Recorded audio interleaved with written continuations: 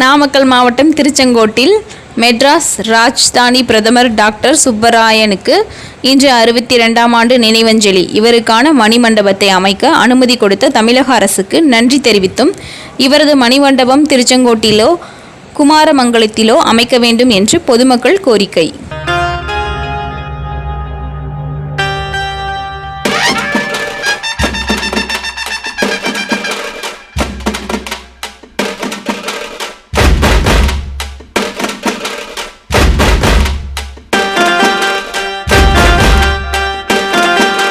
நாமக்கல் மாவட்டம் திருச்செங்கோடு அருகே உள்ள குமாரமங்கலம் பகுதியைச் சேர்ந்தவர் டாக்டர் சுப்புராயன்.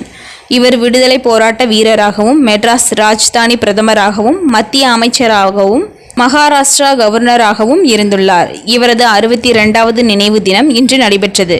திருச்செங்கோடு கொங்கு வேளாளர் கூட்டமைப்பு சார்பாகவும், காந்தி ஆசிரமம் சார்பாகவும், திருச்செங்கோடு நகராட்சி சார்பாகவும் திருச்செங்கோடு புதிய பேருந்து நிலையம் அருகே உள்ள அவரது முழு உருவ சிலைக்கு மாலை அணிவித்து மரியாதை செலுத்தினர். திருச்செங்கோடு நகர்மன்ற தலைவர் நளினி சுரேஷ்பாபு, காந்தி ஆசிரம நிர்வாக குழு உறுப்பினர்கள் ஒருவரான கோவிந்தராஜ், கொங்கு வேளாளர் கூட்டமைப்பு நிர்வாகிகள் உள்ளிட்ட பலர் இந்த நினைவு அஞ்சலியின் நிகழ்ச்சியை பங்கேற்றனர்.